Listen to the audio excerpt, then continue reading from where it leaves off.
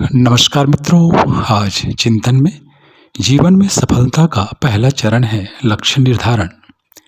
यदि लक्ष्य सही ढंग से तय हो गया तो समझो कि आधी सफलता हासिल हो चली।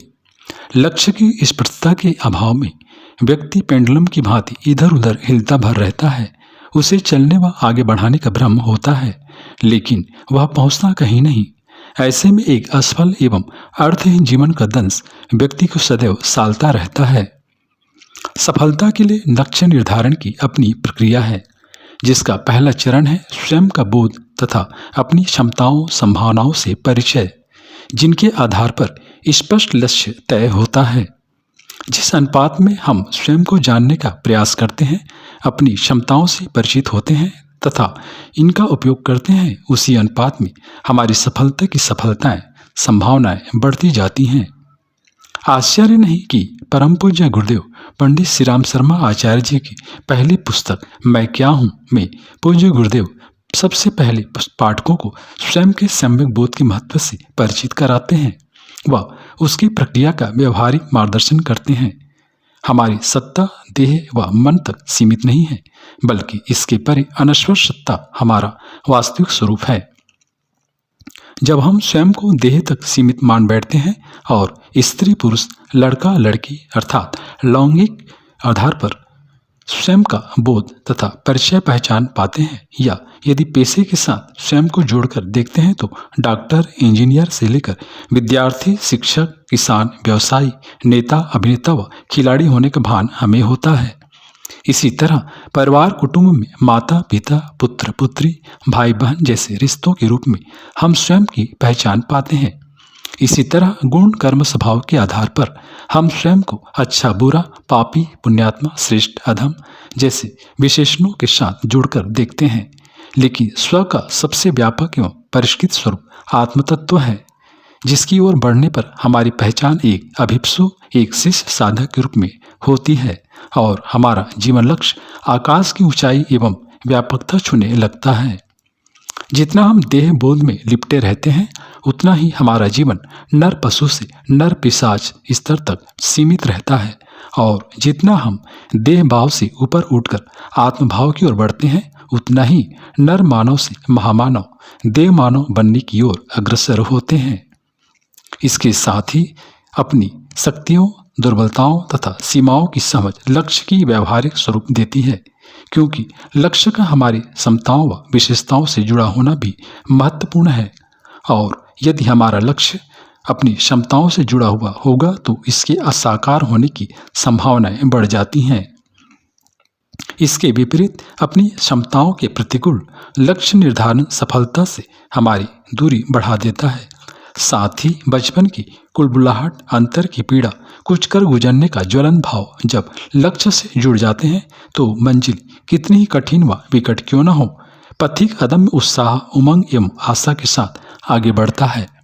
वह राह की हर चुनौती एवं प्रतिकूलताओं को आनंद भाव से पार करते हुए प्रफुल्लता के साथ तय मंजिल की ओर बढ़ता है। वह राह के हर पड़ाव का भरपूर आनंद लेता है और जीवन की आवश्यक सीख को धारण करते हुए अपने परम लक्ष्य की ओर बढ़ता रहता है। इसी राह में पथिक का अपनी ईश्वर प्रदत्त शक्तियों से भी गाढ़ा परिचय होता जाता है।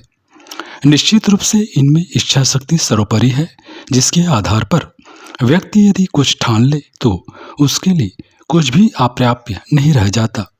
अपनी आंतरिक एवं बाह्य दुर्बलताओं पर वह इसके बल पर विजय प्राप्त करता है।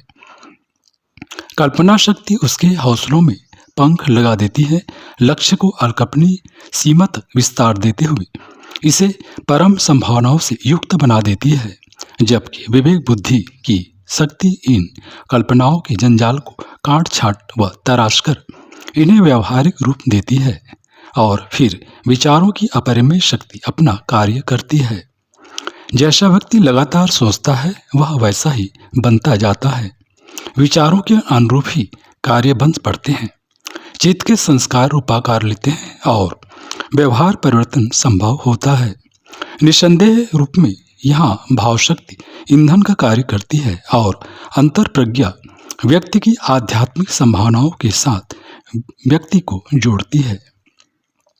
स्व के उपरोक्त बोध के साथ व्यक्ति तय करता है कि उसे क्या बनना है, क्या करना है। लक्ष्य की एक रूपरेखा स्पष्ट हो चलती है। तात्कालिक रूप में व्यक्ति का कैरियर गोल अर्थात पेशेवर ध्येय तय होता है।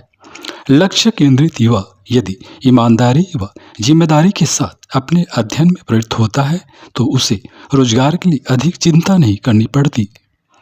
सरकारी विकल्प के साथ वह अपनी योग्यता एवं कौशल के आधार पर मनचाहे रोजगार का सृजन कर लेता है और कालांतर में वह स्वयं के साथ दूसरों के लिए भी आर्थिक स्वावलंबन के आधार जुटा लेता है। आर्थिक स्थिरता एवं सुरक्षा के साथ जीवन के बेहतर लक्ष्य पर ध्यान केंद्रित कर पाना संभव होता है तथा जीवन को भी एक दिशा मिल जाती है, क्योंकि स्वयं व परिवार तक सीमित जीवन सार्थकता का बोध नहीं दे पाता। ऐसे में कहीं न कहीं अपूर्णता का भाव अंतर्मन को कचोटता रहता है, जबकि समाज, राष्ट्र एवं मानवता से जुड़कर जीवन की गतिविधियों का संचालन जीवन में गहराई लाता है, व्यापकता देता है और मानवीय चेतगर्मा के अनुरूप जीने का संतोष मिलता है। जीवन लक्ष्य के अनुरूप ही अपना आदर्श भी तय होता है, जो अधिकांशतः कोई प्रेरक व्यक्तित्व रहता है और हर कोई यह प्रेरक विचार एवं भाव भी हो सकता है। आदर्श एक प्रेरणा पुंज के रूप में जीवन लक्ष्य में प्राण फूंकता है, रक्षा कवच का काम करता है, अनावश्यक भटकन से बचाता है और एक प्रेरक शक्ति के रूप में सतत पथिक को मंजिल की ओर प्रवृत्त रखता है। इस तरह किया गया लक्ष्य का चयन जीवन के कठिन पलों में आवश्यक मार्गदर्शन, सांत्वना एवं शक्ति देता है। इस तरह आत्मबोध से शुरू यात्रा अपनी क्षमताओं, शक्तियों एवं न्यूनताओं से रूबरू होते हुए अपने लक्ष्य से जुड़ती है और अपने आदर्श के साथ उत्कृष्टता के शिखर की ओर बढ़ती है। मित्रों, स्वमूल्यांकन एवं लक्ष्य निर्धारण के निमित्त नित्य दिया गया कुछ समय हर दृष्टि से समझदारी भरा कदम रहता है, जिसमें साधक अपने अस्तित्व की जड़ों को सींच रहा होता है।